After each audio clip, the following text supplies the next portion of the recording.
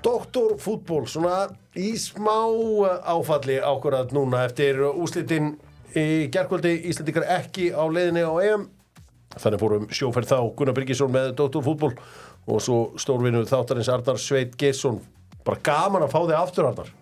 Gott að vera kominn, maður. Já, það er bara þannig. Þú ætlar að vera með okkur í sumar yfir bestu deildinni. Heldur betur. Já. Fara aðeins yfir þetta. Hvað litur þetta sem varst í núna? Því að ég veit að þú kannt vel við í grænu því að rauðhærir eru fallegir í grænu. Já. Hvað er þetta? Hérna er ég að vinna með svona beige. Þetta er beige. Já. Það er ekkit flóknara en það. Ég ætla að velja All-Star-lið rauðhærra en ég vildi fyrst fá blessun þína á það. Sergio Ramos, telur þú hann sem rauðhærra? Já, ég myndi segja það. Ég myndi lega honum að slæta þar. Xabi Alonso. Já. Er hann rauðhærður? Já. Það er nefnilega mikið að huggulegu þetta er svona rauðbirknir svona, þú veist en það er líka þannig, ég meina auðvitað verðum við að svona leyfa mönnum að slæta annars væri þetta kannski frekar ef við værum að bara horfa á tótana í þessum heimi sko að þá væri bras það væri heldur betur bras en allan að gaman að þessu þá set ég þá í lið þessa félag og ég vil fyrst alltaf fá blessun frá þér nú doktor fútból ég bara, mér finnst að ég er ekki í neinu stöðu ég er yngri stöðu til að velja þetta fyrir þá sem að ætla að vilja fara úrslitaleikin í meistaradeildinni og eru hjá Íslandsbanka góða fréttir fyrir ykkur því að þeir sem nota fríðu sem er fríðundakerfið hjá Íslandsbanka þeir fara bara automatically í pott þar að segja að komast á úrslitaleikin meistaradeildarinnar þetta er pakki sem er ekki hægt að kaupa þú bara vinnur þetta eða bara gleymir þessu þannig að notaðu fríðu þar og þetta er sko, þú veist, að því oft er svona einhvern veginn hugsa maður, þú veist, er þetta real? Já. Skilur, er einhver sem fer? Já.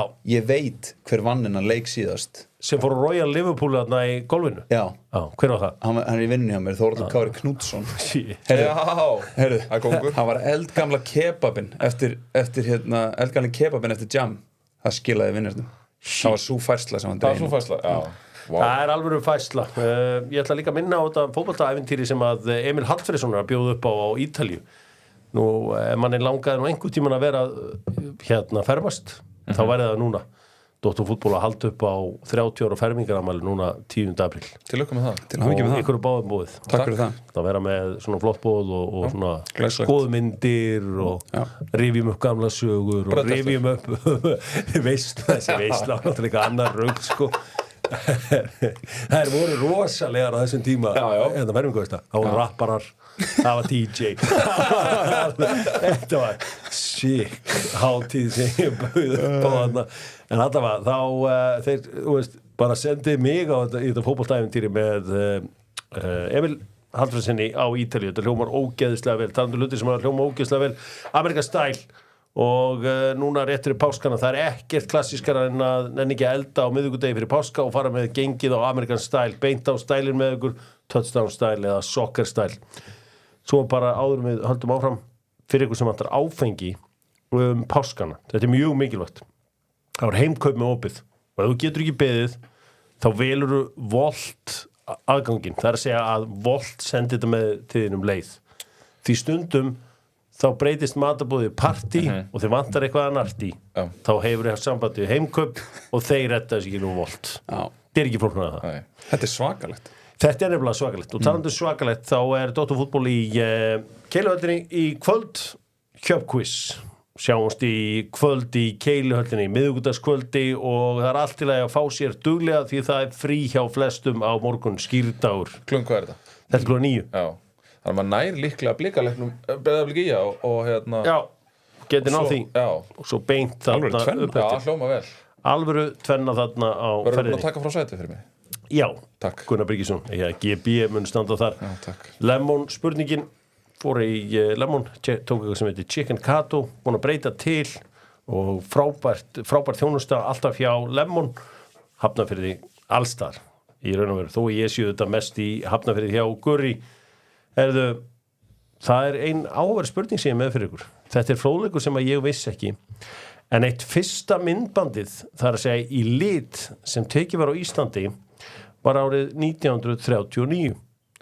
en það tóku upp ein þekktasta kona síðustu aldar fyrir ekki hver var það?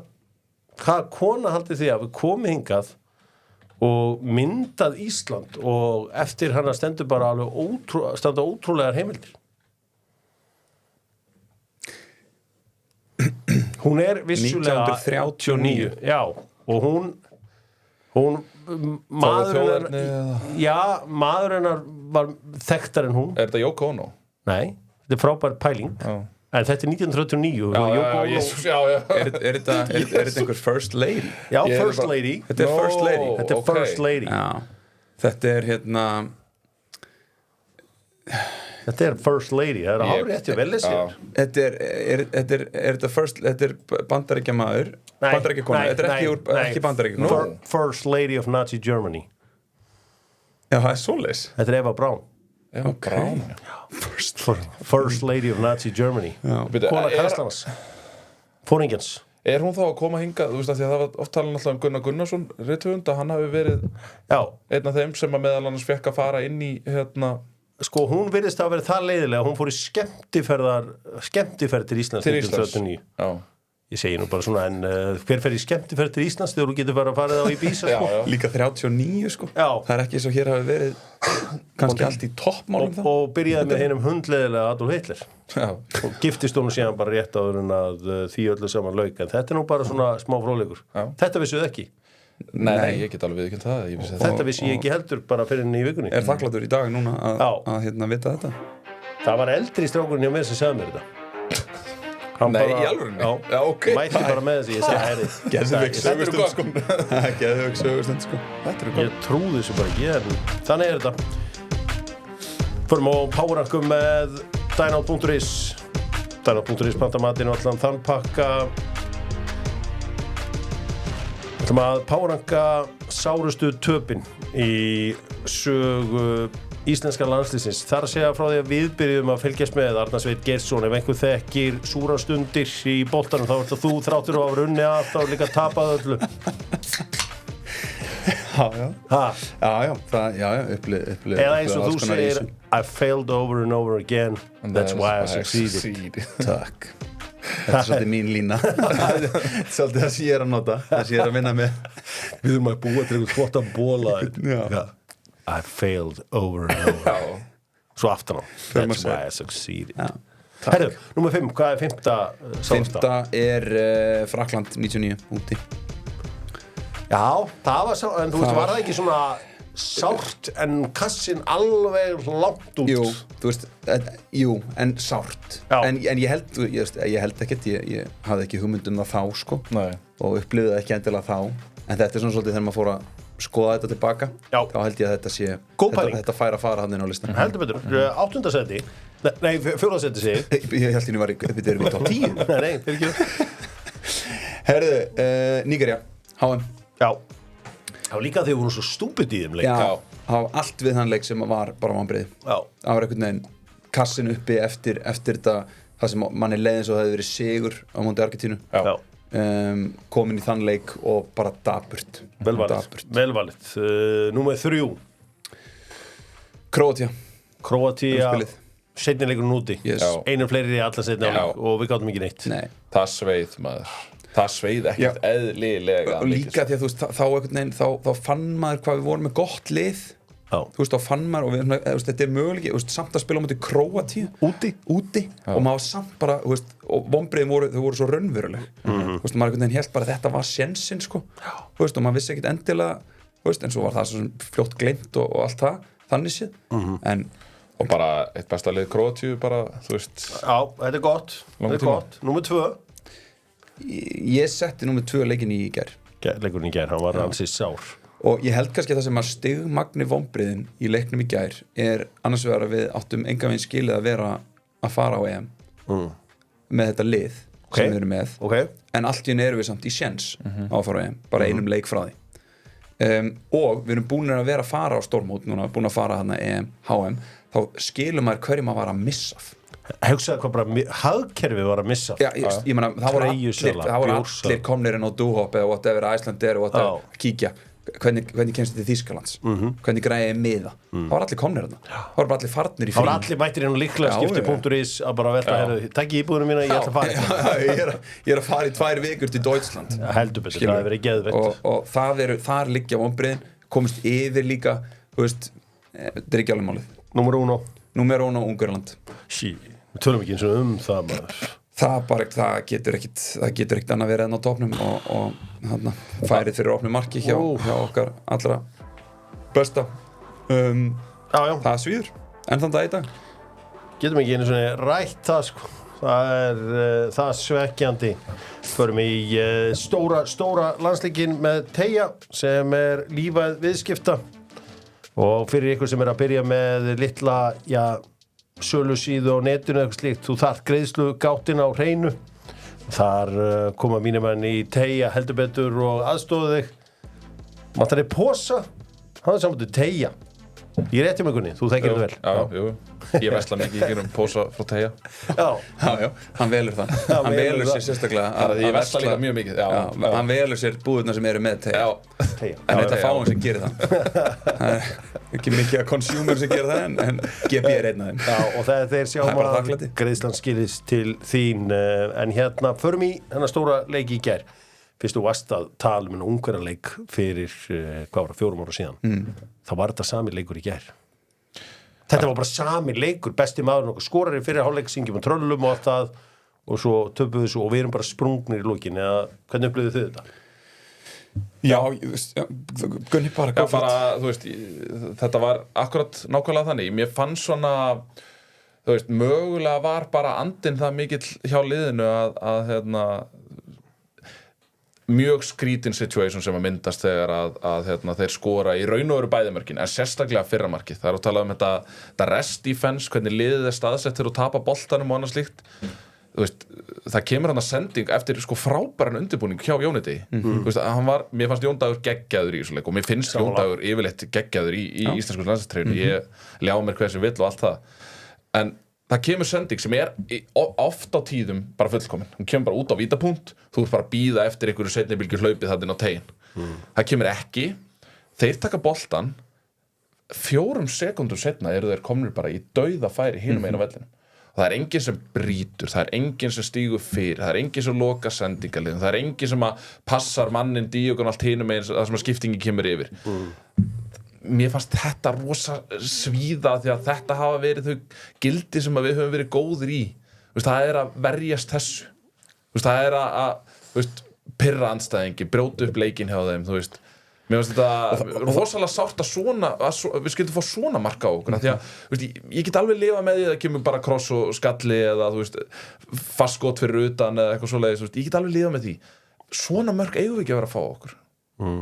Já, við vorum svolítið out of shape við förum bara í einstaklingarna í þessu marki. Ég meina, þú hefur spilað sem bakvörður mikið, Arnar Sveinn Gesson. Ég meina, hann vísar manni bara inn. Já, ég held að það var ekkert að ræða þannig að Gummi gerir bara mistök, bara svona basic mistök í varnarleik. Sérstaklega sem bakvörður, þú vilt bara alltaf vísa þessum leikmanni út. Þú vilt alltaf miklu frekar fá fyrirgjöf á þig, heldur en nokkuð tímann skot úr þessu færi. Þú veist að því að fyrir góða skot með þá er þetta bara döðafæri. Það bara orðið þannig í dag. Þannig að Gummi gerir klárlega mistök þar. Það sem hann gerir vel að hann hægir klárlega á honum. Og það mæntalega hugsunin. Hann ætlar að hægja á honum en gerir sér mistökinni því að hann vísir honum inn frekar heldur en út. Það sem klikkar sér inn í kjölfarið auðvitað margt annað. Það margt sem átti eftir að gerast og margt sem hefði getað komið í veg fyrir það að gæinn hefði fengið bara frítt skot. Ég set spurningamerki við báða hafsendana í þessu tilviki. Ég set spurningamerki líka við hvernig Guðlaugur Otto Pálsson kemur inn í þetta mark og í rauninni hvers konar varnarleik hann að sýna þegar að skotið loks rýður af hann kemur á straugina hann í gegnum miðjan teginn. Hann verður bara hleypur, það er bara eins og að sé enginn stoppar á hann bara hleypur hann einhvern veginn í gegn. Nei, og þar finnst mér einhvern veginn vanta aðeins einhvern svona leikskilning að mínum viti í það að því að fyrir sóknarmannin þá er þetta auðveldast í heimi. Hann kíkir aðeins, hann sé bara varnarmaður að koma á strauginu, hann þarf rétt að pumpi eitt smá feik, gæinn er bara farinn. Hann getur aldrei stoppað sig. Herri, sáu það allir þetta. Ræðum hans ákvörðu við erum ekki ræðin á EM. Ég meina, byrjum á Alberti hins vegar. Þetta markans, þetta var hellað. Þetta er bara svona heimsklassa gæði, skilur. Þetta er bara þannig gæði. Þú veist, fyrir mér, ég hef ekkert séð svona með landsliði síðan Gylfi var bara upp á sitt besta. Þetta vissum maður alveg. Þetta er another level. Já, ég er að segja, þú veist, maður vissi Albert gæti þetta. Þú veist, hann hafði ekki sýnt þetta í landsliðstreyjunni fram að þessu. Þannig að færa hann bara, og þú veist, það vita það allir Albert á svona litlu svæði er bara unplayable. En sko, ég var samt, þú veist, þetta samt eiginlega komur óvart. Svo veist, ég bjóst við alveg, maður auðvitað var að sjá hvað svona gæði búi í honum og hvað hann var að gera, en það samt komur óvart gæðin í þessu marki. Þú veist, þau voru slík.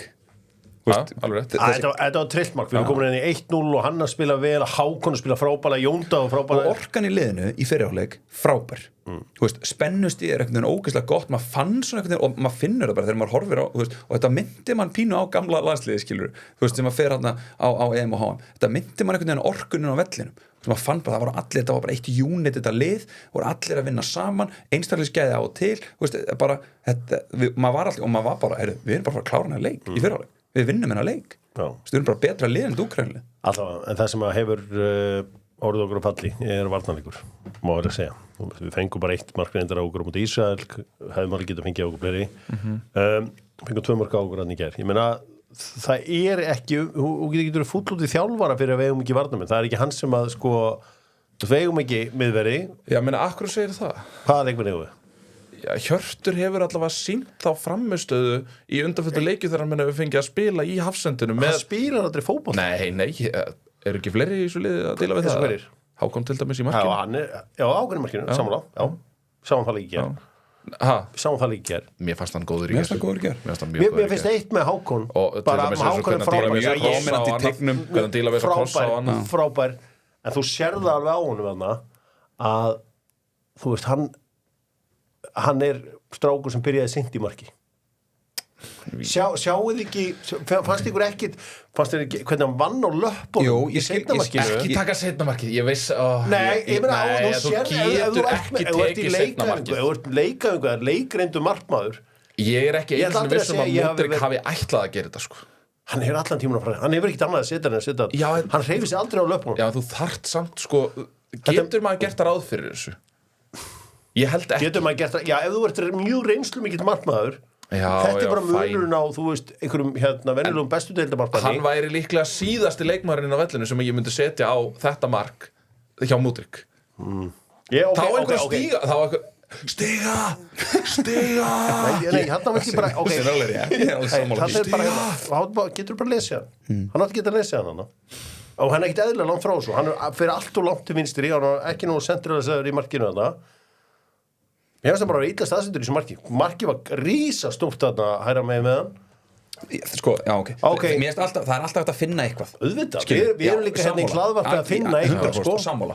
En þetta er ekki ástæðan fyrir því að þetta mark kom, skilurðu. Það er ekki það að Hákon hafi klikkað. Ef hann hefði varið, þá hefði það bara verið stórfengleg markvarsla.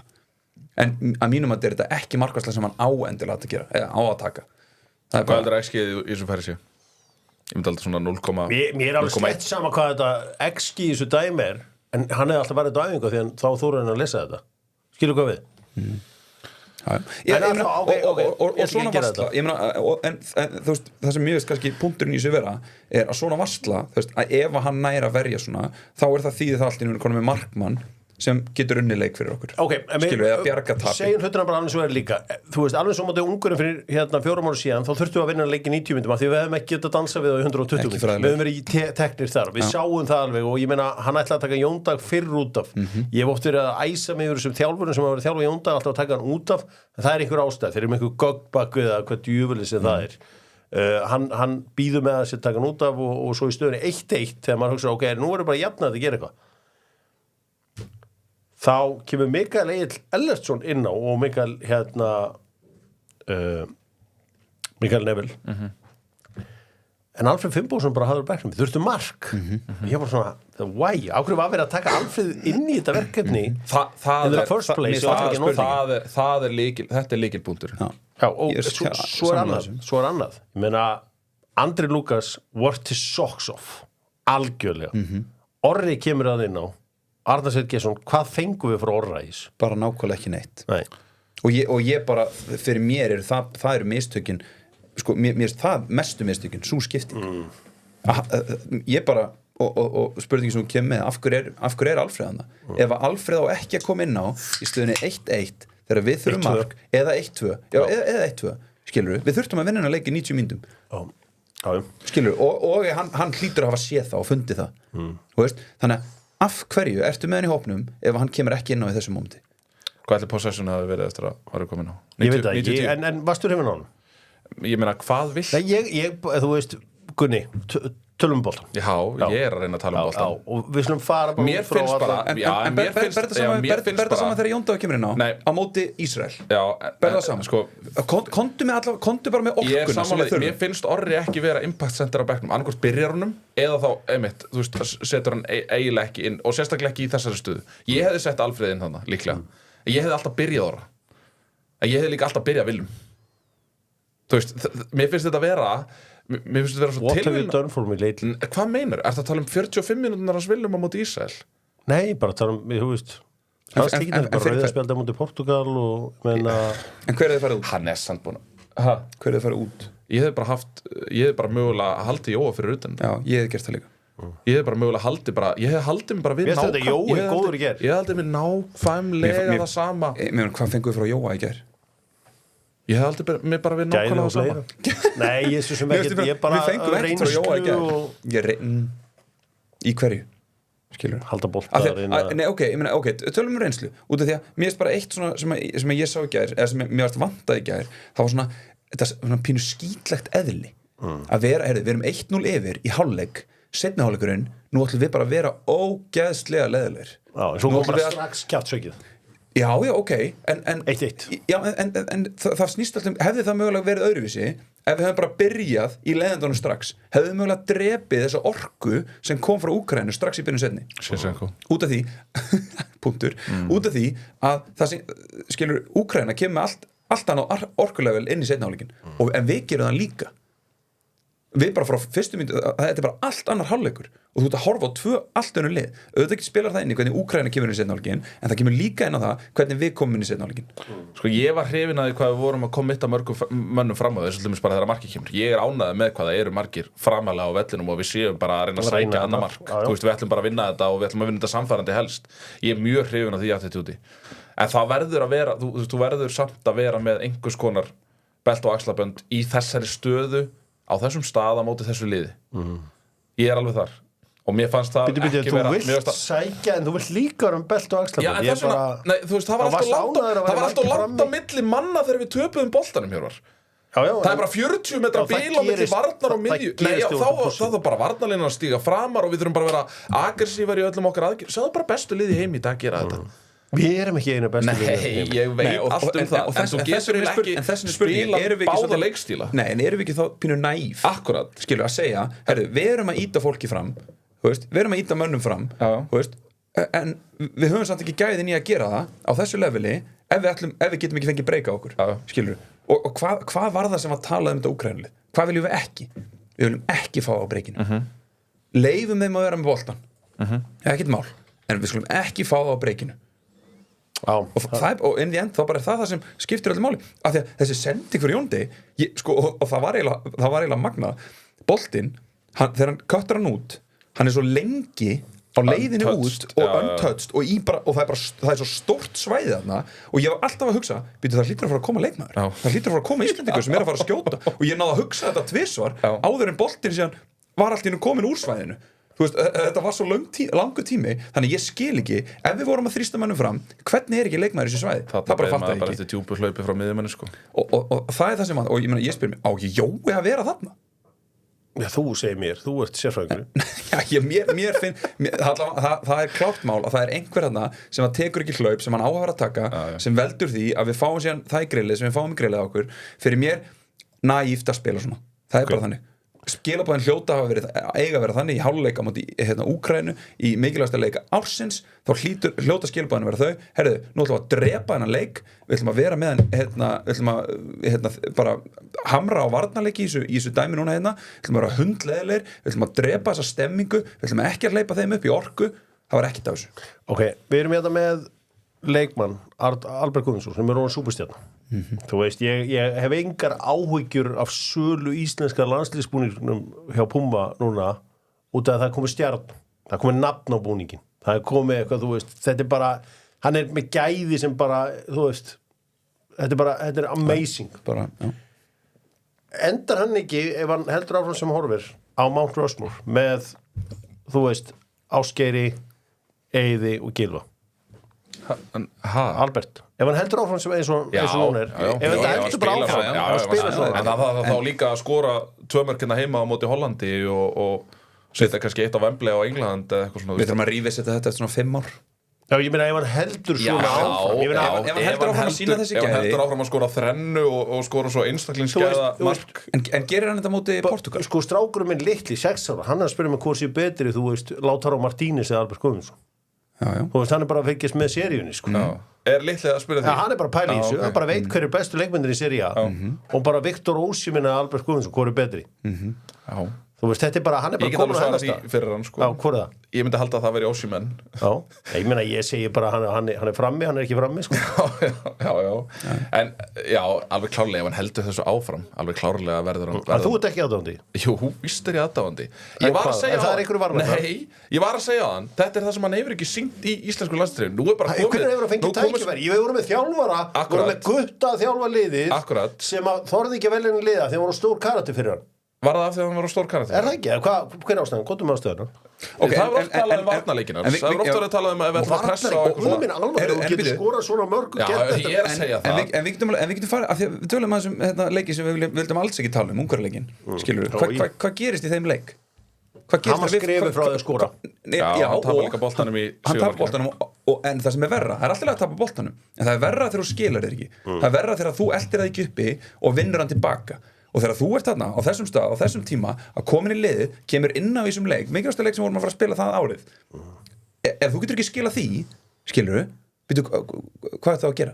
Þú er að byrja einhverstaðar, þú er að byrja einhverstaðar að sanna það Ég er alveg sammála samt að auðvitað, ef hann heldur þessu áfram en við veist kannski aðeins of snemmt að tala um hann í sömu setningu og Gylfi, Eiður og Ásgeir Nei, ég segi ef hann heldur svona áfram Ef hann á 5 svona tímabili seríu Ef hann hefði sjá að myndi allt það Ef hann á 5 svona tímabili seríu Það er ákveð setir Inter í sumar og spilar fyrir Inter og kemur síðan svona í landsleiki 10 bestu leikmenn í bestu deildakeppni Evrópu en staðan okkur núna Er hann ekki einn af þeim? Jú, statistically Já, það er bara gögnin segir mig það Ég var bara með gögnapakkan Fekk bara minn gagnapakka og ítalska deildin er svo besta og hann er einn af 10 bestu leikmönnum í bestu deildir í Evrópu. Byrju, hæ? Koeffísíentstigin, þeir eru með flestu koeffísíentstigin Hættu þessu bulli, ég nenni þessu ekki Þú veist alveg jafnvel og ég að þetta er ekki rétt Sko, Enska deildin er miklu sterkari Ítali voru með lið í úrslitaleiki öllu galleríunni fyrra Já, en við getum ekki að horfa hlutnir er ekki svona svartur og hvítur Það er ekki hægt Stundur rauðir En við ætlum að fara að tala þá þurfum við að fara að breyta yfir hvernig nálgustina þátt hérna almennt sko Ef við ætlum að gera þetta Hlutin ekki alltaf svartir og hvítir en stundum rauðir segir Arnar Sveinn Geirsson Þetta er vandur það sem þú sagði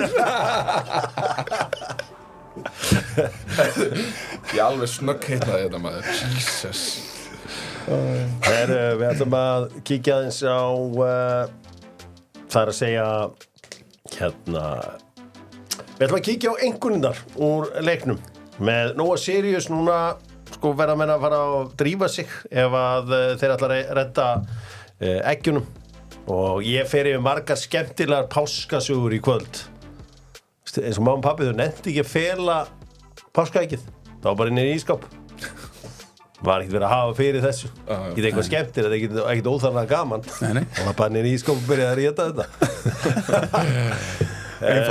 einfalt frábært svo sem á við sem að komum ekki af, þú veist, foreldrar mínu voru alltaf saman, þannig að maður fekk alltaf bara 1 páskaegg. Það var ekkert svona mörg eins og margir er að fá í dag, sko. Nei.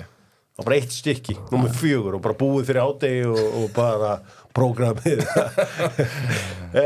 Förum í þessa einkunnir og Sofascore, það er enga tilfinningar þar. Það er bara fara í gögnin.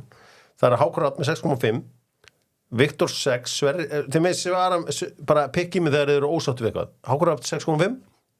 Þetta var fer fer Viktor, Gulli Viktor 6 Sverrir Ingi 6,1 Daniel Leo besti varnarmaður liðsins 6,6 vel staðsettur og ég held að það sé bara rétt í leiknum í gær Guðmundur Þórarinsson 6,4 var Sverrir betri?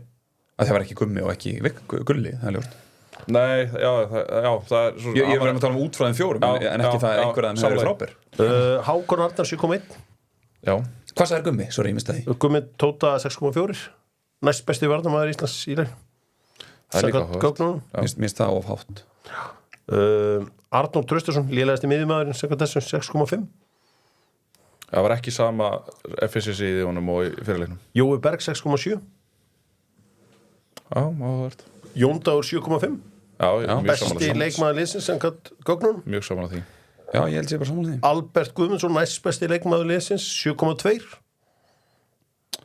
Samanlega Andri Ég meina, þú getur alveg farið í einhvern leik og talað hann og Jónda og hvort þeir eru betri í þessum leik þeir eru báðir bara mjög góður Andri Lukas Guðjónsson 6,5 Já, minnst það bara nokkuð fer í okkar mönnum Já, þú veist, þetta er ekki bara fer þetta er bara gögn þeir eru ekki að reyna að fer eða þeir eru ekki að bara pæla í gagnabakkin neinu bara. Er eitthvað sem að augun og ykkar sáu sem að voru ósatt við hana Gagnapakkin Nei Þannig er bara gögnin lögðu á bórið Ég vil sjá hérna M-in hvað M menn voru að fá hjá Mokkanum Hvar horfðu á leikinn? Hvar horfðu á leikinn? Bara heima um mér Já, var ekki skrítið stemning þegar það var skoruð? Það var ekki bara rosa skrítið stemning Ég hef búin að í hálfleik þá ræsti út áfattahjálpateipi hérna Dr. Fútból bara senda nokkur heimili sko ef við færum áfram Já Þú veist það var bankaður Hverju í þessu teipi? Það er keli það var keli það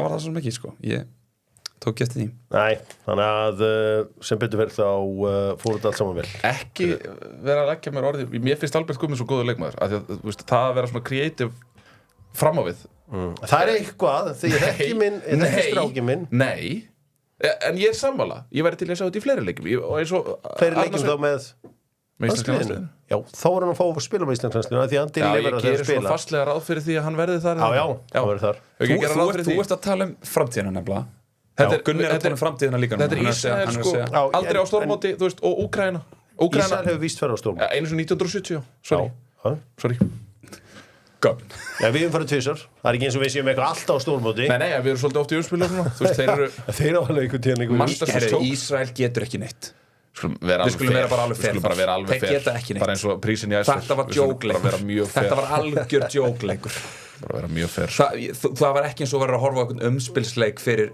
stórmót Þetta var einhver vonlaus æfingarleikur Nei Og gæðin voru eftir því Ég sagði það sko vikum fyrir hann að leika við varum að fara að slátra Sást ekki mörkin sem við skóraðum í svona leik Beint úr aukaspilnu Þú sérð oft glæsileg mörk í æfingarleik Ég þurfti að þrífa það upp, það var svo mikið gæði að laga Þú sérð oft frábært gæði í æfingarleikum Eitthvað svona einstaklingsgæði og einhver mörk Þetta var hörmulegu fótboltaleikur Það bara, við verðum bara að tala Við vorum mjög góðir í þeim leiksamt Ég var mjög ánægður Það var ekkit annað hægt Nei, þú veist, mér finnst mjög gaman að horfa á íslenska landslið í báðum þessum leikjum Ég skal bara viðurkenna það spila allir fyrir Ég er mjög jákvæður eðlisfæri þannig að mögulega hefur það eitthvað Það spila allir fyrir utan 2 í ísraelska liðinu í Ísrael Já, og þeir fóru þá bara veisla að fylgjast með Ísraelunum heima og heiman í Evrópudeildinni Nei, sambandsdeildinni Já Var það veisla?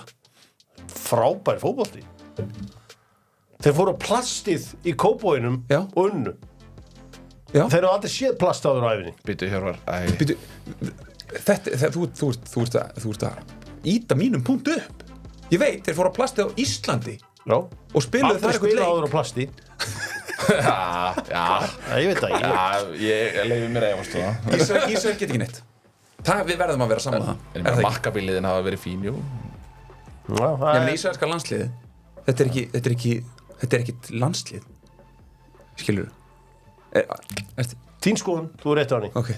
Og ég held að við verðum að læra að bera virðingu fyrir skoðum annara Það geri ég í það minnsta Förum í EM hefst núna, já ekki eftir Það eru ekki margir dagar í þetta byrjar miðjan júní bara 17. eða Er þetta ekki eitthvað álíka? Er þetta ekki bara að byrja í kringu þjóðtíðardaginn? Fyrsti leikurinn okkar hefði verið á móti Rúmeníu á þjóðtíðardaginn Eins og Lars Lagerbäck sagði við mig Hjörvar, á hverju haldið ekki upp á þjóðtíðardaginn?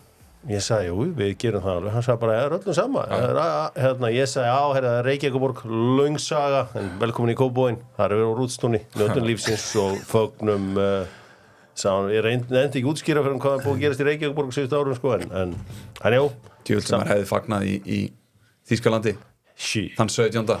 Gerum þetta að sjálfsögðu með mínum í lyklaskiptum þar sem þú getur sótt leyfi og allt þetta fyrir að leigja út íbúðina þína og getur gert það í alltaf 90 daga eða 2 milljónir bara það sem kemur á undan lyklaskipti.is sjáum þetta allt saman með þess að skiptum þessi senguföt og allt þetta allt vesinni sem að fylgir þeir sjáum það Herri, þetta verður leiðilegasta stórmót allra tíma Þetta verður leiðilegasta stórmót allra tíma Því að við erum þarna með alla Austur-Evrópu mætta.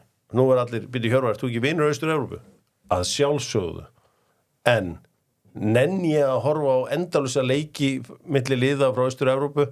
Nenni ég að fara á Úkraínu, Slóveníu, Slóvakíu, Serbíu, Rúmeníu, Pólland, Ungverjaland, Georgíu, Tékkland, Króatíu og Albaníu. Veistu? Nei takk. Nei, ég er góður Ég er sammála Já, en ég meina, getur það ekki alveg eins tekið þú veist, getur það ekki alveg eins tekið margar þjóðir á síðasta heimsmeistaramóti sem að áttu lítið sem ekkert erindi Já, ég er ekki að segja þessi liði ekki erindi En HM er líka mér staðans öðruvísi Þú veist, það ertu að eiga við aðeins En nú erum við komið helmingin frá Austur-Evrópu ef ég tel Tyrkland með En af hverju telur ekki góðu liðin? Nú Þýskaland í mikið Þau eru alltaf Og sérstaklega, þú veist, tala nú ekki komnir í Nike og þú veist Það er ekki komnir í Nike Það er að gerast og uppsveiflan mikilega Yngri leikmenn sem eru farnir að blómstra Musiala og fleiri Þannig að Þýskaland er í uppsveiflu Frakkland náttúrulega með sitt frábæra lið England líklega aldrei verið með líklegt lið til þess að vinna mót Þessi lið eru alltaf að nynni Já, en ég segi, akkur erum að fókusera á einhver Pétur og Pál þegar við erum með þú veist, the highest of the high þarna líka Ég verð alveg spenntu þegar að nálgast þarna en það er svo mörg lið sem ég sakna þess að hafa þarna En er þetta ekki bara nákvæmlega eins og við erum að upplifa alltaf til dæmis bara í þessu stórmóti í handbolta eitthvað, þú veist, þetta fer fóðlega af stað Var flókið bara að hafa 32 lið þarna?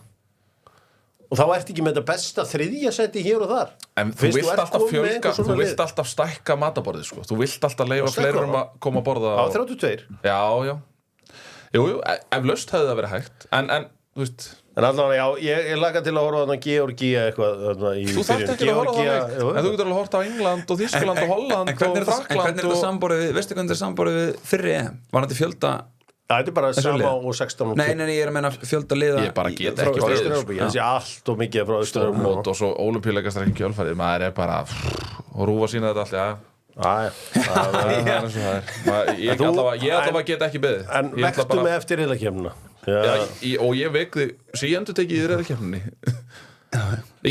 Ég skil punktin Og það er margir að tala líka neikvæð áhrif þess að fjölga á næsta heimsmeistaramóti Ég sé bara, en aftur kemur að jákvæðin í mér Ég sé bara jákvæða teikn á lofti 27. júní Slóvakía, Rúmenía Já, Slóvakarnir, já Maður er lindu við skjáin þar 22. júní Georgía, Tékkland Það er nú svona Áhugaverða Georgíumenn fóru áfram á móti Grikkjum það sem þýðir það að Grikkir og Tyrkir verða ekki saman í riðli því að Grikkir var ekki áfram það var ágætt því að ég nefndi ekki að fara til Þýskalands og slökkna einhver elda til þess að róa mannskapin niður og þegar einhver getur róa Tyrkja niður þá er ég sko Tranquilo Tranquilo, já Það er áhugaverð nálgun á Tyrkjan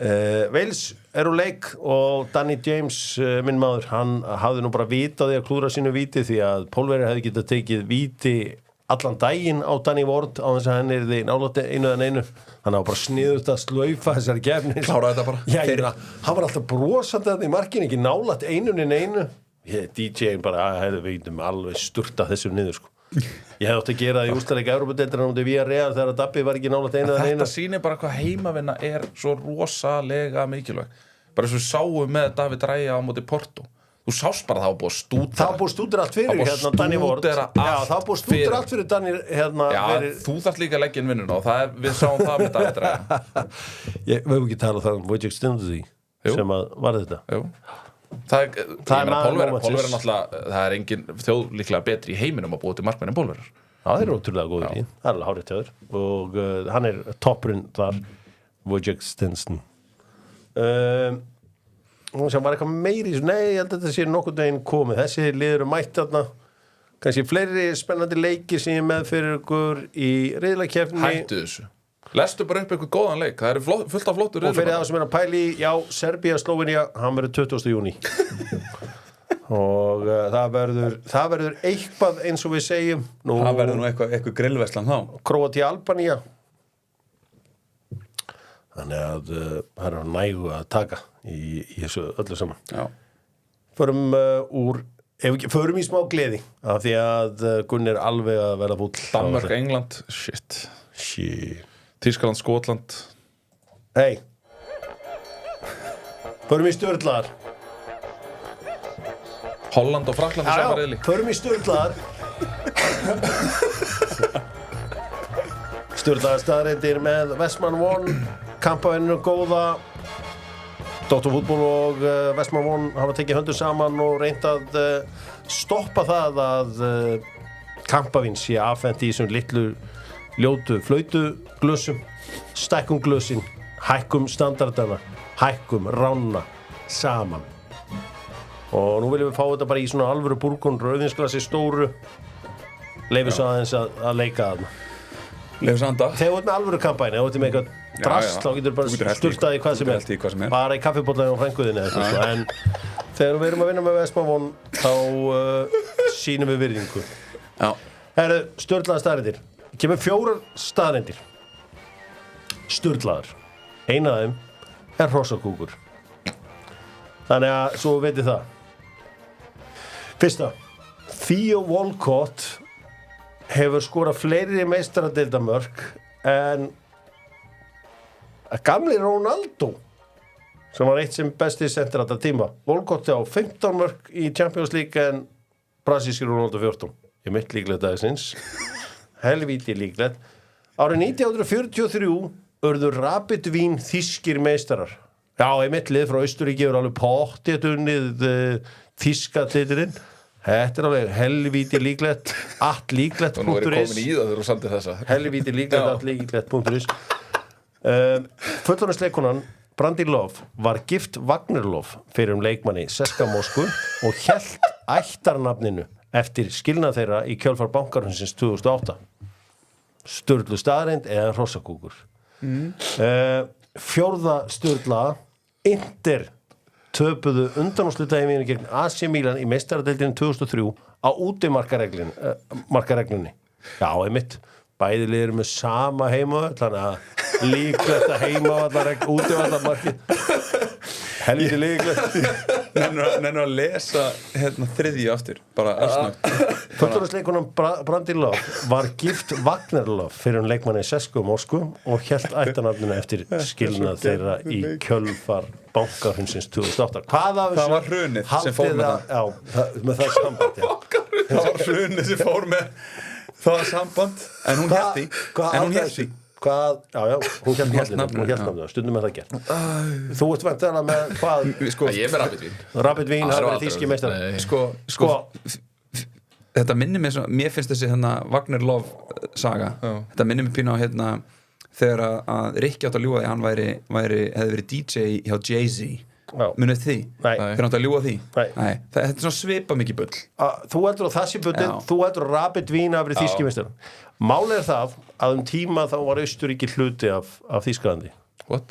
Já, það er að segja að þeir völsuðu þarna yfir á Vínarvalsinn og tóku liðininn kemur það að fara já, og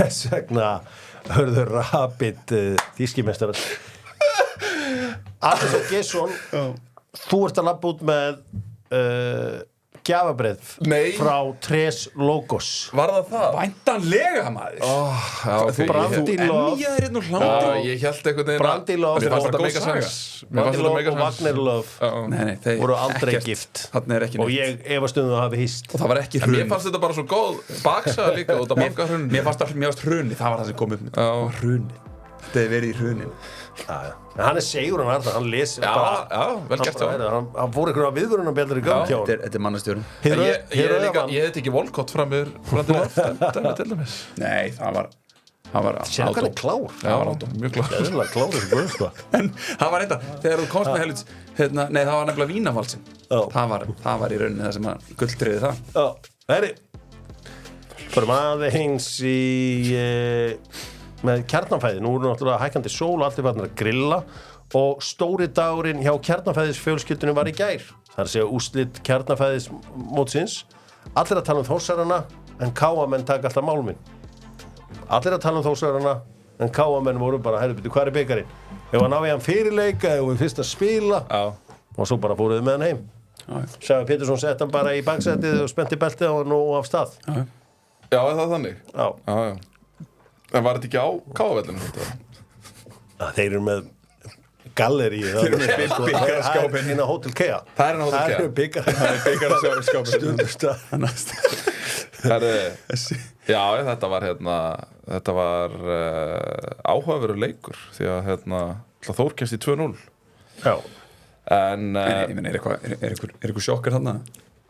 Nei, svo sem bara ekki átt ekki að fara svona En Þórsararnir eru náttúrulega, ég vinn náttúrulega með Þórsara svona, hann er allavega á topp 3 Þórsari nr. 1 Óðinn Svan og hann hefur svona verið að slá virðist vera rík í augun á mér hann sagði náttúrulega að þeir myndu labba yfir fyrstu deildina og allt þetta sko Og það væntanlega myndu vinna Kjarnafæðis mótið Þannig að ég þarf að fá að hitta hann bara þess áður en ég get svona reflekta almennilega á hann leik Kjarnafæði pepperoni af því að það er Kjarnafæði pepperoni, já Það held ég og ég held að sjá geta að enda þetta á þeim nótum Færum okkur úr einu í annað Vaki verðum alla góða vættir Já, auðvitað gerir það Herri, Dr. Fútból er í leitin að Colgate-inni í deildinni nema Sigurður Bond fór fyrir hönd Dr. Fútból á landsleikinn þannig að hann getur ekki haldið áfram hann á eftir að koma með topp 5 bestu leikmennina í deildinni Colgate-in ég er hins vegar ásamt Bullish Media á leiðinni að finna besta íþróttamann allra tíma og það var 16 manna úrslit þar ég held svona flestir hafa verið sammála því sem þetta fór fram með mig því að kannski voru einhverju ekki alveg sammála ég held að sé þá fólk frekar af yngri kynslóðinni sem hefur verið ósammála nú þetta mættust Cristiano Ronaldo og LeBron James þetta var ósangjörn einvígi Já, Bullis stiltu sem ég var ekkert að gera það þeir bara lotteri lífið er lotteri það var bara eitthvað listi svo það bara sett saman í enví það var bara sjófúl þetta var ekki flóknar af það en ég get sagt frá því að Cristiano Ronaldo hann er komin í 8. úrslit það er bara mjög fer ég hugsa að ég hefði tekið LeBron James já það er bara mjög sérstætt það er mjög sérstætt ég held að þú skiljir ekki alveg stundum geimið en allt er góðu hvað meinar þau?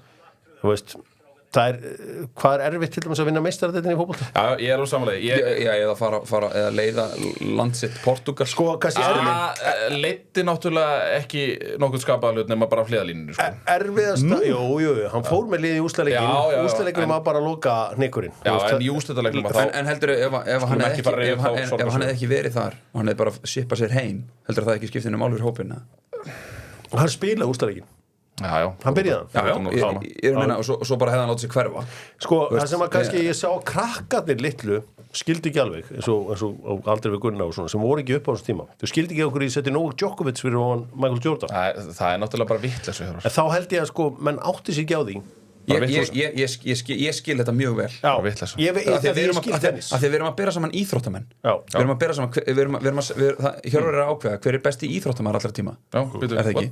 Skilurðu? Hvað spilar Djokovic?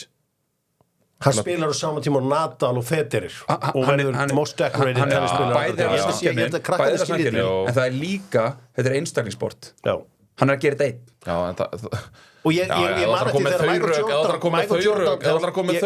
þegar Michael Jordan kom tilbaka 95 þá spila hann móti hörmulegu Orlando-lið sem að heimta honum út svo hörmulega Orlando-lið sem tapar 4-0 fyrir Houston Rockets banga afrið Houston Rockets liði 4-0 í úrslitakeppni það sem ég er að benda á er þú þarft bara þeim betri árangur í liðsíþrótt til þess að vinna einhvern sem er bestur í einstaklingssport og ég er nefnilega líka með lítinn móla fyrir þig 94 þá var Scottie Pippen að fara að klára NBA-titilinn en hann stoppaður á dómara sem síðan var held ég að við lent í jailinu fyrir matchfixing þú veist, þeir voru að fara að keyra yfir New York Knicks og ég veit ekki hvort það hafi séð, ég veit náttúrulega eitthvað þegar við séð á NBA en Scottie Pippen treður í andliti á Patrick Ewing, svona iconic dunk það í þeirri seríu, hann var bara að fara að hlaupa með þetta en sá maður held ég sé sem betur fer bak við lás og slá í dag eða mögulega sé það svakalegt maður herðu, hérna Maradona tók þetta Tom Brady easy, leik 4 þar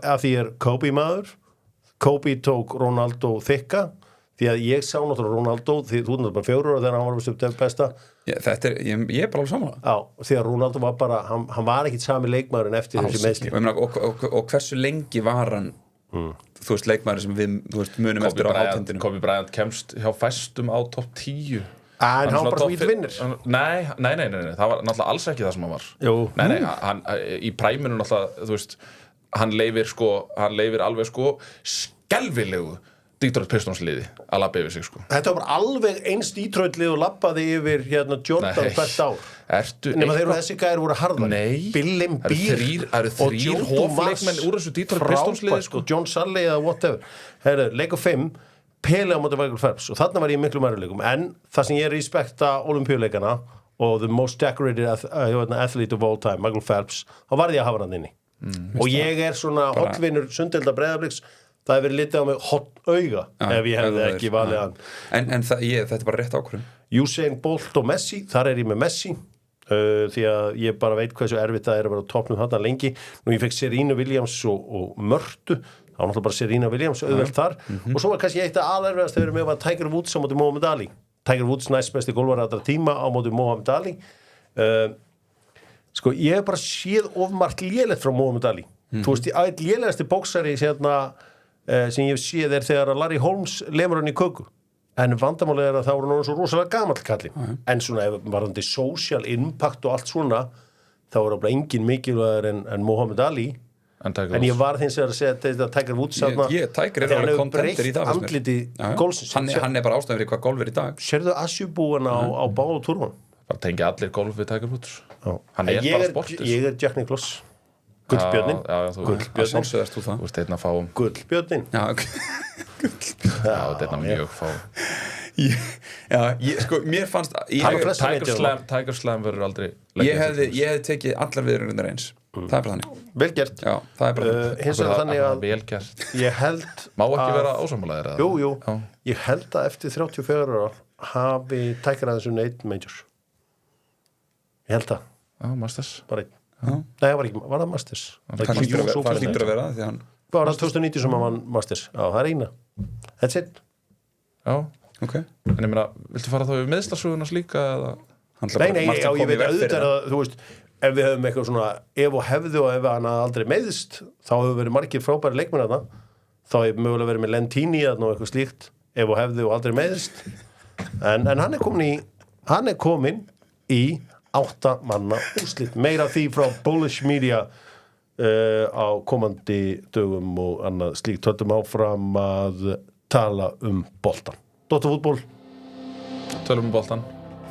nákvæmlega tölum boltan Steypustöðin og Dóttarfútból gera þetta saman við erum alltaf að flokka við erum alltaf að gera okkar besta ætli Jordan sé ekki nummer 1 á 95% listum yfir svona top athletes of all time það er krakkar á þínum aldrei að setja saman lista en er það ekki líka er það ekki all lista sem kom frá Bandaríkjunum ég sá þetta, jú það er nefnilega meira hlutin á þessu kemur frá Bandaríkjunum ömulega LA Lakers-lið 10 scoring titlar þú veist, defensive player of the year all defensive team þú veist, 100 rekin úr deildinni 1,5 ár fór í hafnabolta og spila í skeliði Chicago Cubs þú talar alltaf það sjálfur hvað það sé erfitt að fara úr sporti og koma svo tilbaka hann kemur tilbaka og er best leikmaður nei, það segir mikið meira bara körfubolta heldur en nei, Hjörvar þú veist alveg hvað er erfitt að dominata í þessari NBA það er ástæðan fyrir því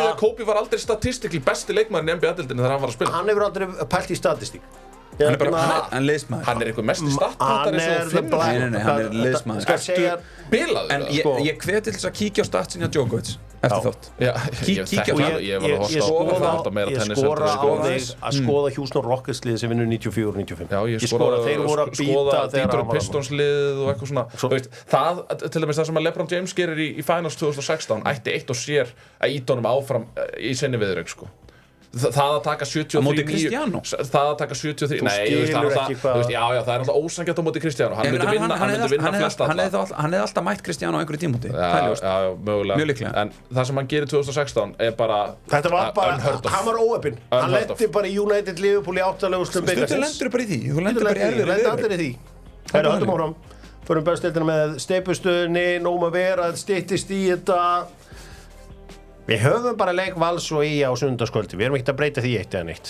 ég sá fyrir mig grill og skemmtun og gleði eitt uppáhalds föstaskvöldi mitt í fyrstu umferð var Víkingur Val mun eftir 3-3 leik já, geðveikur ég var vonast eftir einhver svona gleði nei, þetta er sunnudagskvöldi en það er ástæða fyrir því það er út af því að það er kvennalandsleikur á móti Pólandi nei, hann er kl. 16:45 þess vegna skil ég þetta ekki en ákveðum ekki við ætlum að spila 90-15 en ég fekk þess að það er að spila 20-30 svona já, 20 er nóg hann er 16:45 svo er þetta bara með skrúðgöngu þetta finna lausnir bara finna lausnir eins og steipustöð ekki bara vandamál við erum fyrir lausnirnar eins og steipustöðin strákar Arnar Gretarsson hendi í Sneiðar á sitt gamla félag Breiðablik í viðtali hjá vinnum í Chess After Dark sem hafa reyndar aldrei borgað með neitt fyrir þetta After Dark dæmi þeir spyrja hann aðeins út í Breiðablik og þetta hefur Arnar Gretarsson að segja Breiðablik talaðum að því að það eru miklu peningar í að vera meistari og blikarnir eru að tjalda miklu til þeir eru bara eflaust, ef þeir eru ekki með stærsta budgeti þá eru við það. Eru þið ekki með langstærsta budgeti? Nei, ég myndi halda að þeir meiri segja eftir Gylfa, dæmi? Já, það er ekkert sko, ef hann hefði ekki farið að núni, hann Birkir vinur minn þá hefði hann haldið áfram, en hann segir bara að blika sér með stærsta budgetið það er bara ránt hver er með stærsta budgetið? Valur, Víkingur Já, þú veist, Arnar fær ekki að setja svona fram nema hann væri með facts to back it up en ákveður er hann að pæri það er miklu meira mér er bara alveg sama og af hverju er honum ekki bara alveg sama okkur svarar hann þessari spurningu ekki bara, herri, mér er bara alveg sama þetta er bara peningur sem við erum sveit í liðið okkar Breiðablik setur sinn pening í liðið sitt svo bara snýst þetta hverju vinna en hann ekki líka bara að hendi smá stress bara eitthvað smá en til hvers, þetta er bara af hverju ertu endalist að fóðra þetta bull til hvers af því að hvað, af því að pressan er svo mikil á honum taktu bara samtalið óna þetta segðu bara, ég er bara með dýrasta leið á landinu ég er bara líka með besta leið á landinu það bara kostar að vera bestur já ég nenni ekki svona bulli sko ég var ánægður með að hann var í ég hef ekki séð íslenska þjálfari þessu en hann var í úlfangpeysu innan þetta vestinu sinni í þessu viðtali Vegard Úlfang, norski skíðagöngumæðurinn er hann líka með merki Björn Deli er náttúrulega mjög vinsæll hérna á Íslandi sko en hann var í Úlfang ég bara þú færði ekki Úlfang held hérna á Íslandi sko það er stórt en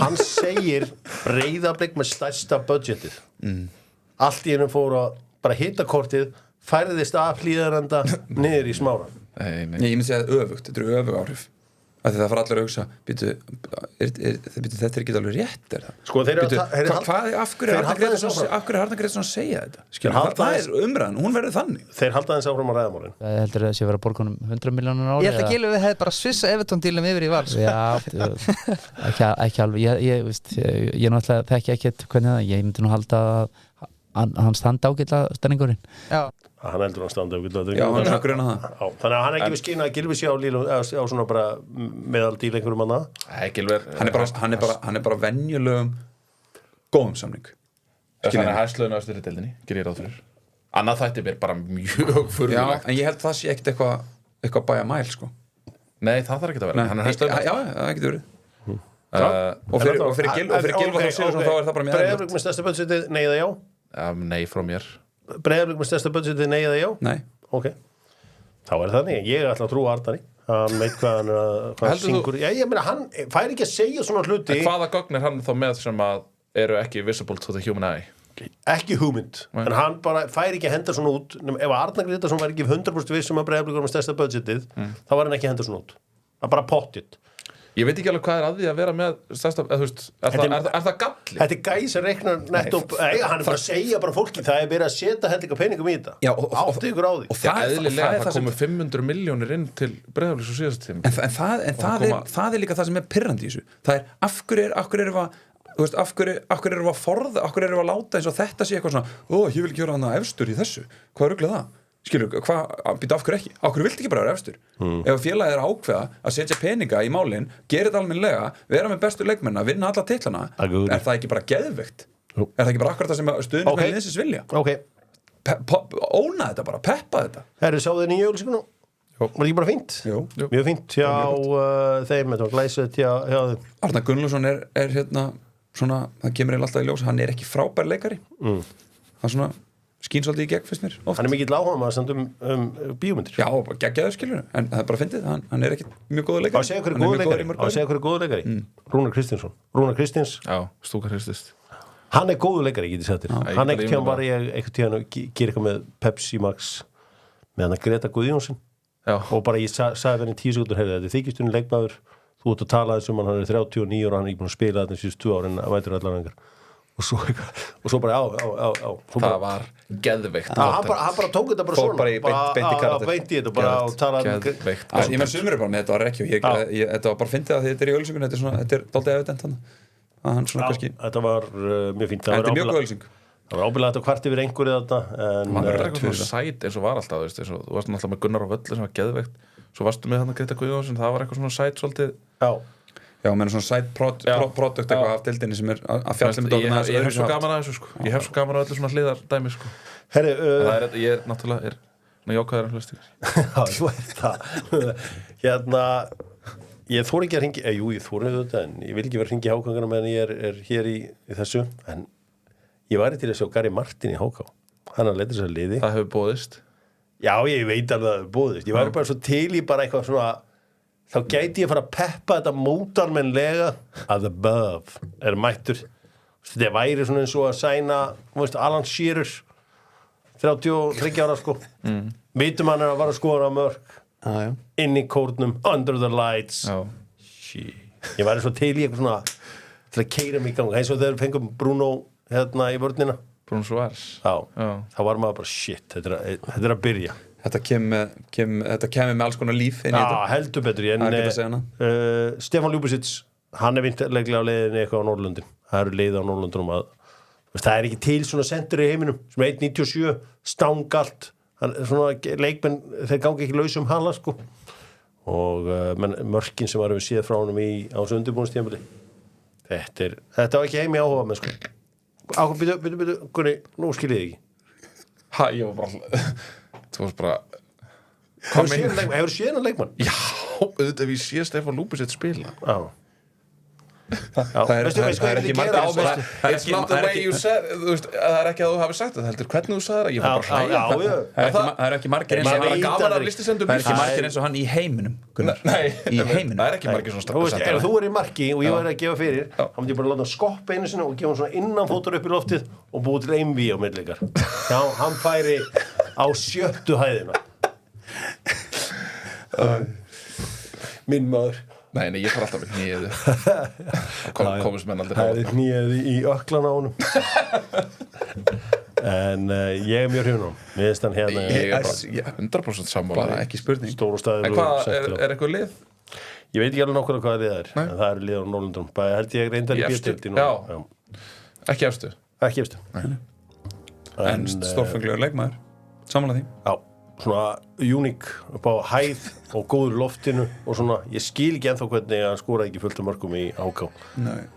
Muni hvernig hann fagnaði í HK hann byrjaði kök hann tók alltaf þetta hérna hann byrjaði the cook hann fór að hræri í hann á það Eski boltinn með flísabúðinni flísabúðinu á toppnum síðan 1988 fyrir ykkur sem er að flísaleggja þá fariði beint þangað elstir og bestir í bransanum þetta Versace flísarnar en líka flísar fyrir flísar fyrir alla þeir eru sjálfsögðan upp á höfða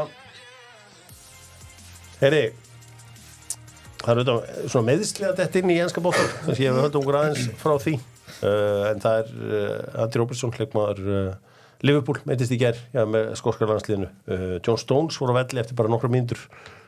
Óvíst hans þáttöku, Kyle Walker át, þetta einhvern veginn svona þetta í hendnar á Arsenal-liðinu fyrir sunnudaginn. Sko, það var ákveðið trend í fréttunum sem komið það.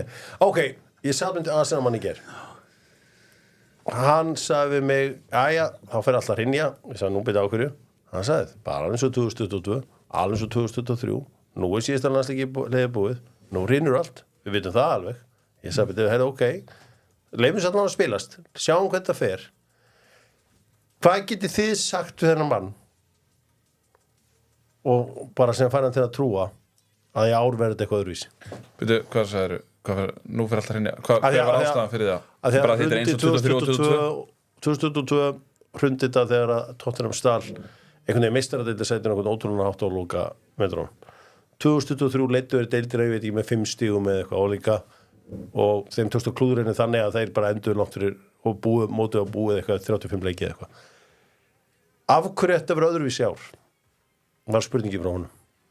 Þú byrjaði það. Já, sko já, ég efast náttúrulega að þú hafi sittið á móti Arsenal manni í gær sem að sagði þetta. Jú, reyndar. En sko, það sem allt öðruvísi ár við Arsenal-lið heldur en það hefur verið að við erum búnir að fara í gegnum þetta. Við erum búnir við skóla. Nei, og við skiljum liðið skilur miklu frekar hvað þetta hvað í gangi og hvað þarf að gera. Þannig að við erum búin að fara í gegnum þetta. Við erum núna á allt öðrum stað heldur en við vorum og síðustu leikir hjá Arsenal fyrir landsleikjahlé voru á þann veg að liðið það skilur nákvæmlega hvað er að gera. Það er bara búið að finna eitthvað, það er búið að klikka. Þannig að það er ástæðan. Það er bara, við erum á miklu betri stað núna heldur en við vorum á í fyrra. Þannig að liðið en talaði þessi vinnuðinn, talaði hann ekkert þú veist að þegar hann voru oft talaði svona, þú veist þetta einví á milli efstu þriggja, þú veist innbyrðis einvíin, þú veist hvort að þau séu að taka eitthvað stiga hvort þau eru og eitthvað svona. Nei, það er eina liðið sem hefur unnið, það er Arsenal og það eru 2. Já. Nei, hann talaði ekkert um það. Nei, hann bara skoði töfluna og sagði að það verður ekki bara eins og síðustu 2 ár. Klúður við ekki því sem að þetta er að klúðra og... Já, finnst hann þetta tímabil vera líkt síðustu það? Honum finnst það, já. Hann sagði bara 22 var ég að fara í meistaradeildina og þeim dröm. Ég var að byrja að fagna titlinum. 23, það fór út gluggann. Núna þór ég engu, sagði. Nei. En ég skil hann alveg að vera smeykur fyrir að því ég meina öll tölfræði segir að Manchester City vinnur þennan leik á sunnudaginn. Þeir hafa ekki tapað heimaleik í 38 leiki síðan að töpuð fyrir Brentford 2022. Arsenal hefur tapað síðustu 7 leikjum á Etihad. Manchester City hefur unnið Arsenal í síðustu 13 af síðustu 14 leikjum. Þannig að þú veist, það er öll tölfræði bakka það upp að Arsenal tapið heimleik. En það er samt eitthvað, mér finnst vera svona stigsmunur á liðunum eins og staðan er akkurat núna og það svona gefur alveg tilefni til bjartsýnar fyrir Arsenal. Manchester City Arsenal á sunnudaginn á Símin Sport og áreiðandi tilkynning frá Símin Sport. Klukkan breytist á sunnudaginn og því ofur sunnudagur klukkutíma fyrr en þið eru vön. Þetta er ekki 16:30 leikur, þetta er 15:30. Já. Svo það sé algjörlega viti af þessari klukkubreytu. Stáka, þið gefið ykkur báður út fyrir að stiða Arsenal. Hvernig finnst ykkur bentnað þetta er? Ég ætla að sjá. Þið eru ekkert meira Arsenal en það. Hvað segirðu, hvernig? Nicholas Bentner, þætnir. Já, nei, ég á eftir að Það er pínu tragic þegar hann situr í bílnum og ég hafði ekki heyrt þetta lag með Kim Larsen en hann er að syngja með þessi hérna hafði ekki heyrt þetta lag hann er að syngja með Pabbi Tossi, mamma og önlega hann er eiginlega að syngja sjálf og sér til í þessu kallgreið þarna keirandi hef veit ekkert hvað djöfulinn hann á að fara að gera mættur þarna á Arsenal æfingasæði 2022 og ég sagði einmitt við hann sama Arsenal-vinn minn og ég satt með í gær að í raun og veru besta insight Arsenal sem var fengið var ekki þessir 20 þættir á Amazon Prime heldur þetta innslag þegar hann lappar hann inn af því að Arteta litli hann er stressaður til að tala við hann og sjáu það í þessu einslægi. Það fakt að þetta hafi verið á þessum tíma? Já, þetta kemur það bara sagt bara, þetta bara í apríl 2022 og þetta þegar að Tottenham Antonio Conte byrjar að narta og þá bara hann getur ekki eins og tala við hann sko.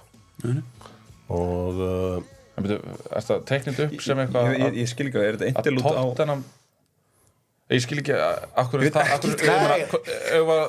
fara yfir klúbbana og síðan þá eða Niklas Bentner mættur hann út já, ég veit til að læra hann að taka coaching badges og hann hittir stjóran og vanlega tekur stjóri sem spilaði með þig bara utan þau og vill hlusta á þig og labba með þér svæðið og eitthvað að gera nema hann bara má ekki vera að því af því hann bara alltaf að sko tromma á lærunum á sér og stressaður og allt slíkt ég veit ekki hvað að gerst það Nei. Þú veist það ekki, að þið voru ekki séð þættina Nei, ég veð að sjá þættina Ég held að allir alvöru Arsenal menn væri búin að sjá þættina Ég byrðist bara afsökunar Ég bara einhvern veginn að því að mínir Arsenal menn Hvað er að sjá þetta? Viaplay, flott Þínir Arsenal menn, þetta einhverjum mjög skrýtnir Arsenal menn Það verður nú eitthvað Ég veit alveg hvaða, ég get nefnt alla Arsenal menn sem þú þekkir Þannig að hérna Við þurfum eitthvað að fara að kíkja á hvað Arsenal þetta sem þú veist að taka svona hvað mest Þannig það verðist vera eitthvað pínufurulegt í gangi þar Margt furðulegt í gangi vissulega Margt skrítið í kýröfnum líka Hvað finnst þér, Arsenal, Manchester City? Ég hlakka bara til að sjá hann og ég ætla að njóta þess Við ætlum að tippa á leikina með lengjunni Gunni Giskar að sjálfsögðu með lengjunni Lengjan.is, lengjan, lukku, sprengjan Þú ætlar að segja mér hvernig þessi leikir fara helgina Newcastle, West Ham Þetta er 1-2 leikur West Ham Já Bournemouth, Everton Þetta er 0-2 leikur Everton 0-2 Everton Chelsea, Burnley 3-0 Chelsea Nottingham Forest, Crystal Palace 2-2 Sheffield United, Fulham þessi skemmtilegur 1-3 Fulham Þetta er sami gæðin og elskar sko allir austur Evrópu hann getur ekki beðið Fulham Sheffield Ég er pjúristi Tottenham, Luton 4-0 Tottenham Aston Villa, Wolves 3-2 Aston Villa Brentford, Manchester United á Vesta mögulega tíma fyrir United 8 á laugardagskvöldi Varnagli Þetta er 1-0 Brentford og á sunnudeginum Liverpool, Brighton 2-0 Liverpool Manchester City, Arsenal 2-3 Arsenal óvæntur 2-3 sigur Arsenal þar á leiðinni það voru gaman að fylgjast með því slum aðeins fara í hér hingað, maður sé verið hérna ásækir Winners and losers stóru vinnararnir í byggingaðinaðanum eru Einar Á þeir kalla eftir vinnurum en þeir vilja líka vita hverju lúserarnir eru winners and losers en svo þeir kalla þetta sjálfur allir sem eru að byggja þurfa að kynna sér hvað býður þeirra í Einar Á þetta er síðasti þáttur fyrir páska strákar, hverjir eftir þessa viku hverjir eru vinnarar? Hlýtur það ekki að vera Zelensky Forseti sá þeirra Úkraínu Já, hvernig þá? Nú hann bara fer með þjóð sína í umspilið og eins og Júfa vildi ábyggilega heldur það að það hafi ekki verið að vera þannig? Það getur alveg verið en það ég er nú ekki svona samsæriskenningamæður en verður ekki að segja hann sé allavega hann sé ólega á lista Já, í þessari viku Zelensky nú hefur hann hann uppi veistu hvað, ég ætla að hafa Jón Dag sem einn af segurum hann spurður hann sem hún fyndi þessi spurning eftir leiki í gær Svona mest svekkjandi tapið þitt á ferlinum? Já, 100%. Ég var svona veltað, þetta mest svekkjandi tapið? Þú veist, ég var býðið að segja, herri býta eins, ég ætla að powerranka þetta með Dino. Hefstu við hverju byggust þér? Nei, ég myndi frekar að segja þannig. Undanúrsliðu öðrum flóknum á móti Blikum. Þau sitja alltaf í manni. Nei, veist, ég var bara við hverju búast menn, sko. Það er skemmtilegt. En getur við einn að vinnur og verið með fleiri vinnir á þeim með Albert Guðmundsson sjálfsögðu vinnar. Mér finnst mjög áhugavert að ætla að fara að setja vinnera í liði sem að fór ekki áfram og fór ekki á EM finnst það bara skrítið ég sé ekkert winning mentality í því að tapa leik og vera síðan vinnur vikunar ég bara veit ekki svo meiri mikil vinnur ég sé það ekki, en kannski sér þú þetta fram-mentality kannski er þetta nóg fyrir þig það er kannski nóg fyrir þig að bara hlaupa mikið í leik og skora mörg og eða 2-4 flottustu mörgum og tapa og komast ekki á stundum I failed over and over again og þá aftan á that's why I succeeded Heri, nei, það var pínu brans ok, Sigurveri Gunnar, þú ert alltaf klár með Sigurvera hver vinnir hjá þér? Ég er bara mjög lens eftir þessa viku ég var að vera alveg hinskinn það er bara, þú veist ég náttúrulega sé svolítið ég ætla bara að henda kopi mænu aðeins bara hóru forrið að horfa á því ég sammála því, en ég meina Stansny fyrir að setja fyrir að henda pólverunum á N1 stórmótið má alveg að gefa kredit það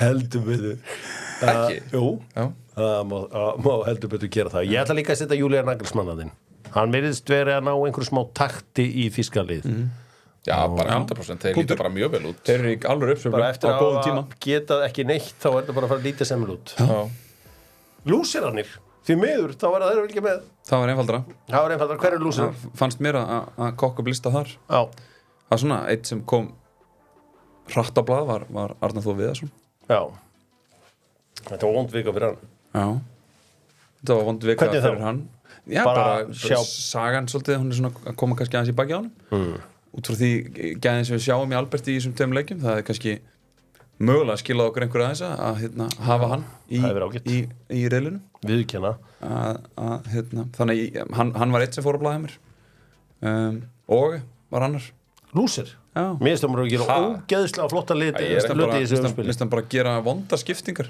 í leik á móti Úkraínu sem skipta gríðarlega miklu máli. Þú varst ósáttur við Orræn. Hvað varstu ósáttur við meira?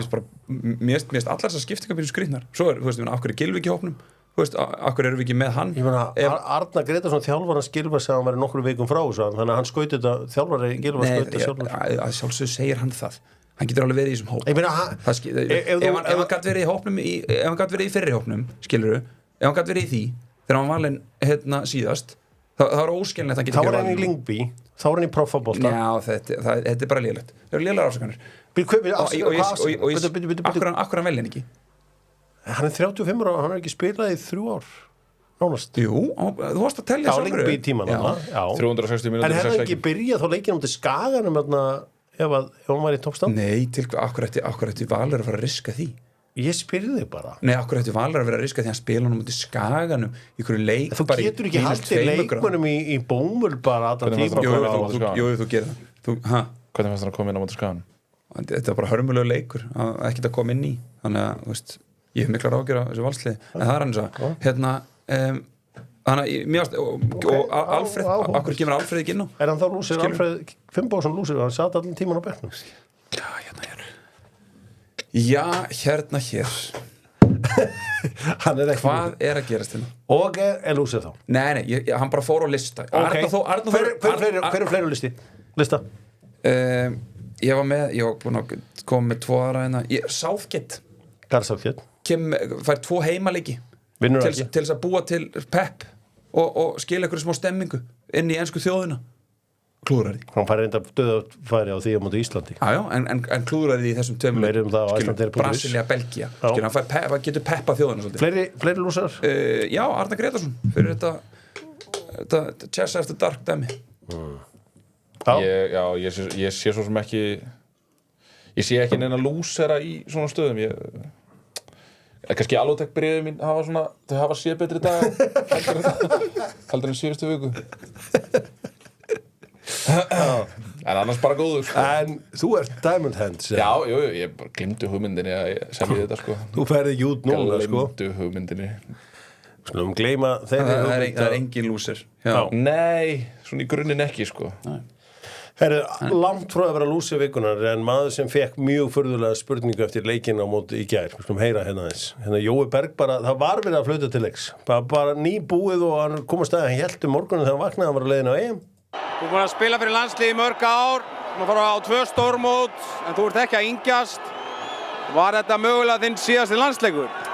Það bara kemur í ljós, nei, mér finnst ég svo sem eiga að ná fram á að bjóða í þessu liði. Ok. Hann 33 ára að spila í Premier League. Tók 90 bara á móti Crystal Palace í lok febrúar. Já, þú veist og hérna gott og vel, en bara nýbúin að tapa og það svona, þetta svona eins og ég væri bara hérna, nú ertu búin að vera að vinna í 20 ár og þú ert ekkert að léttast allavega, ertu hætt? Nei, þú ert ekki að yngjast eitthvað svona, hvað áttu Jó að segja þetta? Var hann að vonast til að fá hann einhvern veginn brotinn og myndi segja, já, ég rættur. Í dag það þannig, það hættir enginn með landsliðin. Þetta bara alveg svo Tómas Müller sagði. Hann sagði, það velur enginn að hætta með landsliðin. Þú ert bara ekki valinn. Þú veist, hann sagði, það alltaf að spyrja með þessari spurningu, sagði hann. Og hann sagði, þegar þeir hætta að velja mig, þá þeir þetta bara sjálfhætt, sko. Já, þannig það. Hlýtur að vera, það kemur á landsliði. Þetta er mjög áhugaverð nálgun að hérna. Mögulega, ég held að það sem að þú ert að leita stað þarna, þú veist, ef við horfum á þetta frá hérna, frá sjónarhorni Stefáns Árna, að þá ertu, held ég, að leitast eftir þessu tilfinningamómenti sem að við fengum náttúrulega, sem við fengum frá þú veist, Eið Smára, við fengum frá Hannesi, var það ekki? Jú, við fengum Hannes, held ég, sem að talaði mögulega um að þetta hefði verið síðasti landsleikurinn. Það var þarna náttúrulega eftir Ungverjaleiki, þá komu þeir bara í hrönnum nánast að tala um þetta. Þannig að mögulega ertu að leitast eftir svoleiðis augnabliki. Ok. Ég bara brjálaður yfir Jói. Já. Þetta spyrir mig hvað sé hættur. Svo það. Lít ég út eitthvað illa eða hvað í gangi? Hann ennþá, þú veist, hann ekki að leita sér að liði til þess að halda sér í landsliði eins og var oft á tíðum. Nei, hann bara... Já, þú veist, ég að segja, hann ennþá á hátindinum, sko. Hann sá fótboltamaður á Íslandi, íþróttamaður á Íslandi sem að þýra mestan peningin, sko. Já, ég veit það. Það sem ég að segja, þetta er ég, já. Hvað? Ég sammála þér. Förum í El Grande með Poulsen. Við erum alltaf tilbúin ef að rúðurnar klikka, ef hún brotnar eða kemur sprunga, þá það beint í Poulsen og Kemi.is eru vinir. Strákar, það margir búin að mikið í kringu þaukunni að segja ég hafa oft verið ósengjarn í toppíkum. Hvað var þér og þinni fjölskyldu? Og ég hugsaði að ég þarf að koma til mótsöðu og spila þennan El Grande. Markverðið sem á að spila fyrir íslenska landsliði fótbolta, það vita mjög fáir og eiginlega enginn að Gunnar var einu sinni í marki. Það eiginlega bara þegar maður segir fólki að kemur alltaf full, það frá útrúð, en það rétt, hann var í marki. Já. Íslandsmeistaratitil í öðrum flokki. Já, á 7 ára. Nei. Nei. Í hverju var það? Veistu, verður ekki Íslandsmeistari í D-riðli eða C-riðli eða... Í C-deild, jú. Ég á bikar heima sem stendur. Deildarmeistari. Íslandsmeistari, C-deild. Stendur Íslandsmeistari í C-deild. Við tókum því bara. Það er mjög sérstakt. Ég ætla ekki að rökra það. Nei, ég meina... Þetta ekki taka þér þennan dag. Þetta er einu mínum uppástu. Þetta var eftirminnilegur dagur á Höfni Hornafirði, skal ég segja ykkur. Anton Ari skoraði markið þeim leik. Vá. Ég er ekki með afturöldingu. Betur, varst þú ekki í markinu? Já. Og Anton var frammi. Í úrslitaleiknum? Já. Vá. Var það eitthvað svona taktísk brella? Já, það var það. Heyrði. Ólfur Arnar sem er núna þjálfa Fjölni. Já. Hann var, og hérna... Já, eins í byssa. Flott. Heyrði, Marpen sem á að spila fyrir íslenska landsliðið. Slegg. Það leifa Arnar í Sveina ekki, þegar hann langt síðan að spila þetta með okkur. Hvað þetta eru? Ég segi bara Hákon, byrjum þar bara. Hannes Þór Halldórsson, Rúnar Alex, Elías Rapp Ólafsson, Kjartan Sturluson, Patrik Sigurðarsson, Patrik Sigurður Gunnarsson segi ég, sorry.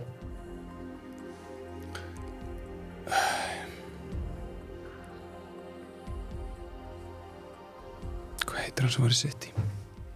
Já, hárrétt. Maðurinn í City. Já. Ég bara man ekki hvað hann heitir. Má ekki gefa þetta? Nei. Jú. Ertu eitthvað... Þetta er okkar besti. Ég veit það. Ég veit alveg hver þetta er. Gefur hún þetta ekki hér? Ég veist hvað ég er góður. Já. Jú.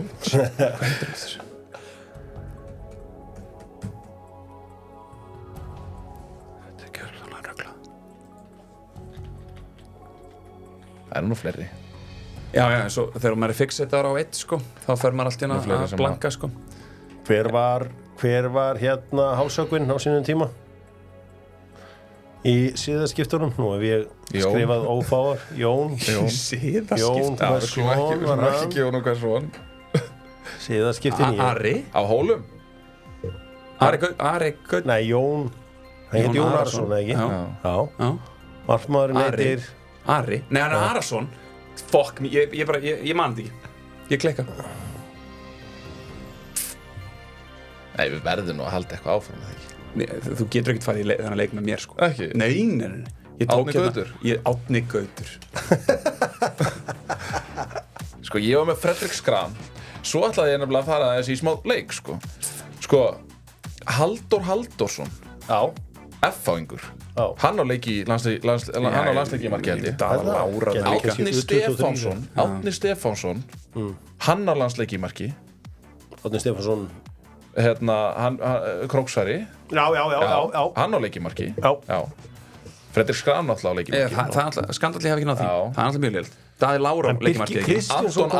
Anton Ari. Birgir Kristins á leik. Ég ætlaði að leiga. En Daði er ekki. Alltaf, þú veist, ef það hefði verið eitthvað svona, ef það hefði verið eitthvað tæbreykar, þá hefði ég komið með Anton Ari. Já, en gulli. Já, ég geta verið inn allan dag. Friðrik Eriksson. Já. Ég er bara viðbjóðslega lélegur í svona leik. Já, ég bara, veistu hvað, ég vil ekki bara vera með einhverjar símaskrár sem að geta flett upp í Google-inu. Ég tek þátt í þessum leik held ég 2 eða 3 og ég hef alltaf drullað á mig. Þú ert vinnir. Hvað hefur ekki unnið? Ekki þessu. Íslandsmeistari, bikarmeistari, Reykjavíkurmeistari, Lengjubikarmeistari. Tókstu hvernig var .net mótið? Já, tókstu vantilega .net mótið. Ekki, með blikunum? Nei. Í alvegni? Bose Cup, unnið það? 2019. Hefur unnið Bose Cup? Já, ég unnið Bose. En býtu, nei, heldur við ekki. Íslandsmeistari innhús? Ég er með að ring hérna. Ég spákvort ég að unnið fútsal með Ólafsvík. Það er mikla líkur. Já, það er bara sæmilega líkur. Ég ætti að reyna að hugsa það, hvort það hafi mögulega Ég fyrir traditionalista vann ég síðasta svona alvöru Íslandsmótinu. Ég vann ekki dingaflokk með það. Það var að því þú varst í Val. Það voru óblega ekki krakkar í Val. Og verið 4 að hefa. Já, þetta var mikið vesen á þeim tíma. Já. Það er alveg rétt.